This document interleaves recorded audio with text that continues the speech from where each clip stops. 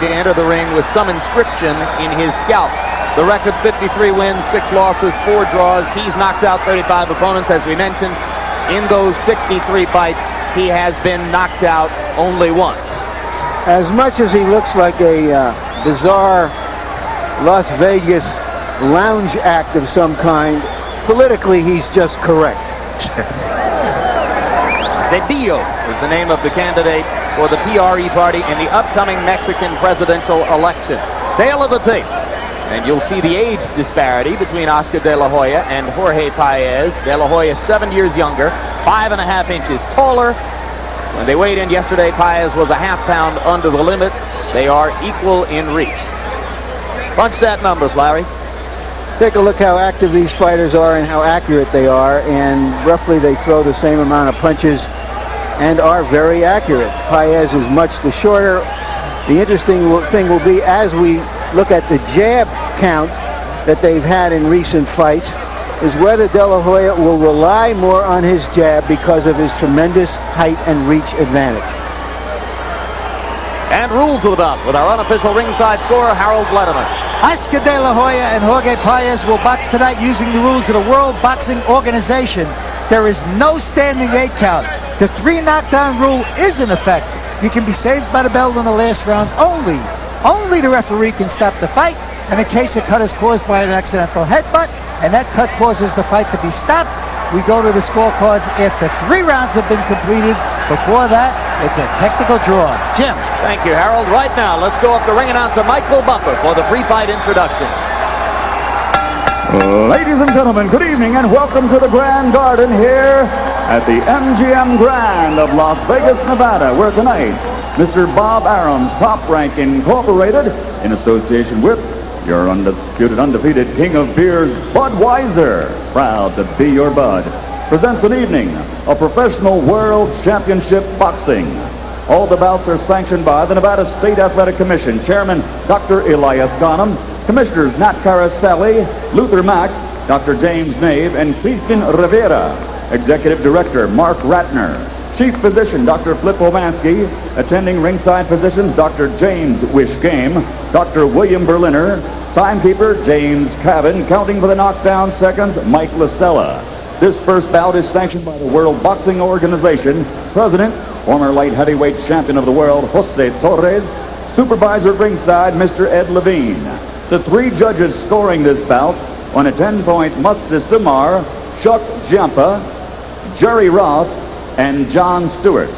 And when the bell rings, the man in charge of the action working in a world championship bout for the 99th time, referee Richard Steele.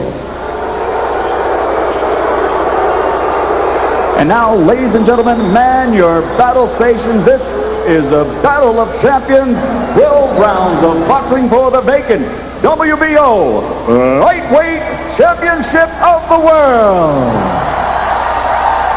Introducing first, fighting out of the red corner, wearing the blue trunks with white trim, weighing in at 135 pounds, undefeated with a record of 13-0, 12 KOs. This 1992 Olympic gold medal champion comes to us tonight from Los Angeles, California, East LA to be exact.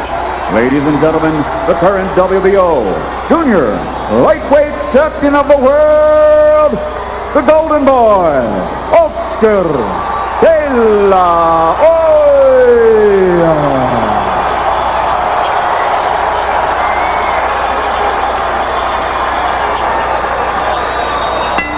And his opponent across the ring, fighting out of the blue corner, wearing the red trunks with green and white trim, weighing in at 134.5 pounds. His professional record, 53 victories, 35 by KO, against 6 defeats with 4 draws. Ladies and gentlemen, from Mexicali, Mexico, he's the #1 ranked WBO contender, the former featherweight champion of the world, Jorge Marromero Paez.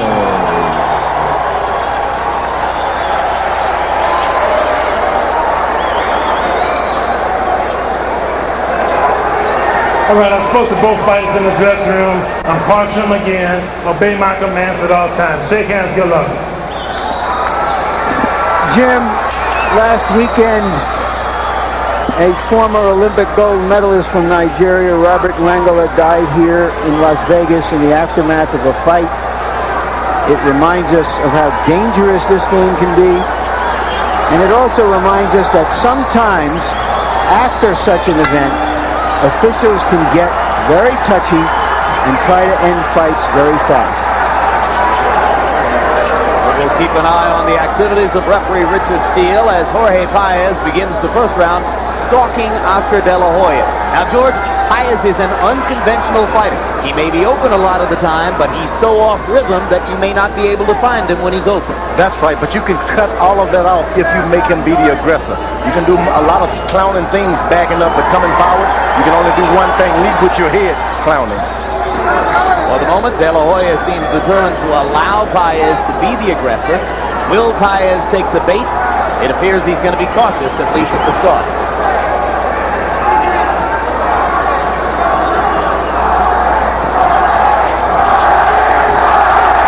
Crowd chanting, Jorge, Jorge, Jorge. There's a lot of popular support for Paez here.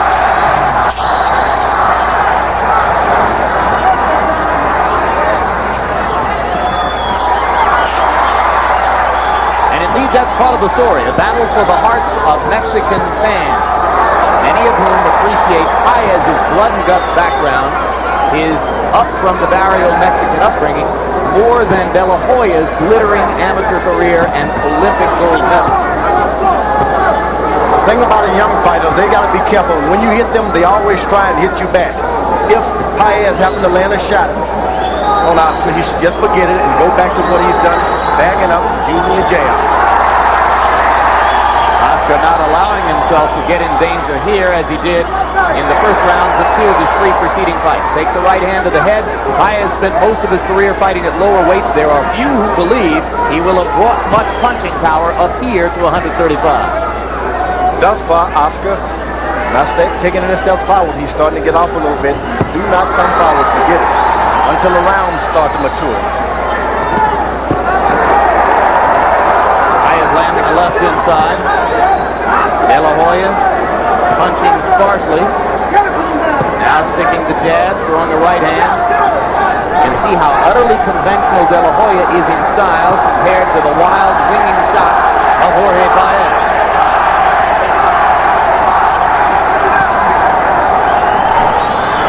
Oscar, if he maintains his position, keep using the left jab. Even if you have to win every round with a left jab, it's possible.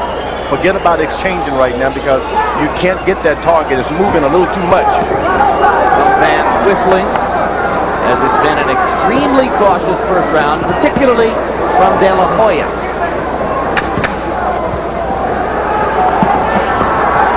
Another left-hand shot landed inside by Paez. De La Hoya lands a straight right, not a lot behind it. Now a right uppercut at the end of the round is De La Hoya's best punch of the stanza. And as we go to the corners, our interpreter is Hector Garcia. Watch out for the left hook. Left ring down and more angles. Use more angles.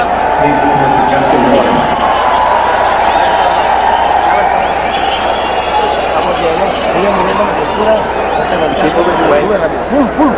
Use those hook punches up and down.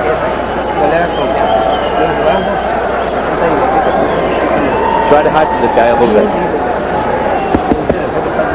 He's scared. The man's scared of him. Hey, David. Tell him don't walk straight to him. Use more angles and cut the ring down. Don't walk straight in. Escape this guy. Okay?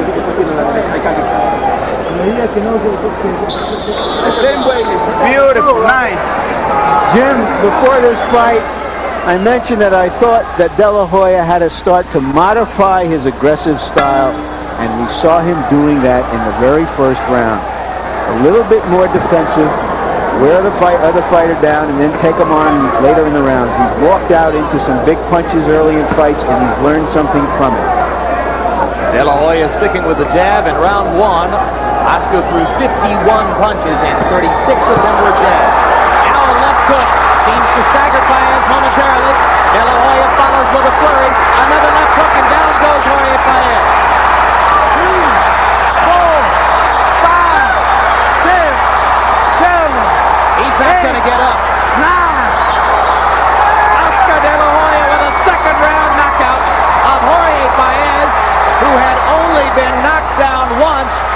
63 previous fights. We just saw the image and the pendulum swing to the other side. He fought brilliantly because he had modified his style. He was cautious in the first round, and he seized the opportunity when he saw it. 49 seconds of round 2. George, 2 spectacular left hooks. The thing about it, he got them not within the exchanges of punches. He just picked his time, threw his punches.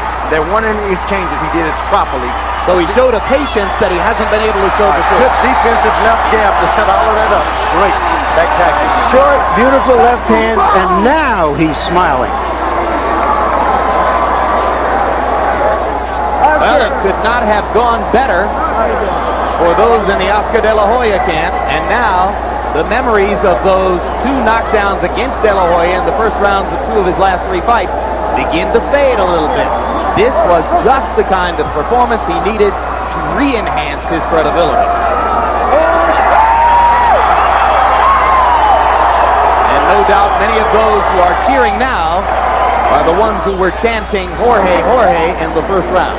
The great thing about it, he got a second round knockout by not being the aggressor. He was on the defense most of the fight. Then when the opportunity presented itself, he went for the finish. Missed a lot of shots, but he threw a lot of shots. Particularly good because when Paez fell, he fell on his neck. There you go. Richard Steele was blocking your vision just a little bit as Oscar landed that finishing left hook. There's that one. Was the shot that hurt him. It wasn't the last one that got him. When That's you right. see a fighter fall on his neck as Paez did, he is hurt. It was the first left hook that set up all of this, and then the second left hook there put the man down. And he did it spectacular by using jabs, going back. Paez needed room to clown, and he just took away his own room by being the aggressor, thinking Oscar is afraid of him. There's that left hook. He's got great technique on the left hook, doesn't he, George? He stands square, and he believes in his power. When a guy has power like that, all you got to do is believe in it.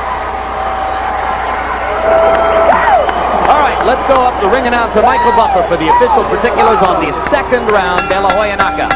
Ladies and gentlemen, referee Richard Steele reaches the count of 10. The official time, 39 seconds of round number 2. The winner, winning his second world title, the new WBO lightweight champion of the world, the Golden Boy, Oscar De La Hoya. Incidentally, if you're wondering why you haven't heard us talking about a title, we at HBO don't recognize the WBO, the World Boxing Organization, as a major sanctioning body. To us, it was another prize fight for Oscar De La Hoya, perhaps on the way to a major title. Now I think Oscar De La Hoya is a major champion. The HBO title is sprinkling enough. Final punch stat numbers, you can see that De La Hoya landed 20 of 66 in the 2 rounds, a 30% percentage, but that doesn't really tell the story. Paez only able to throw 26 punches. Oscar was the busier of the two, and working behind that jab, he both protected himself and set up the assault that brought the knockout. Let's go to Larry Merchant in the ring with Oscar De La Hoya. All right, Oscar, congratulations. Tell us your thoughts coming into this fight in terms of how you wanted to modify your style, because you did seem to be more stable, a little bit more cautious in the first round. Well, what I was trying to do is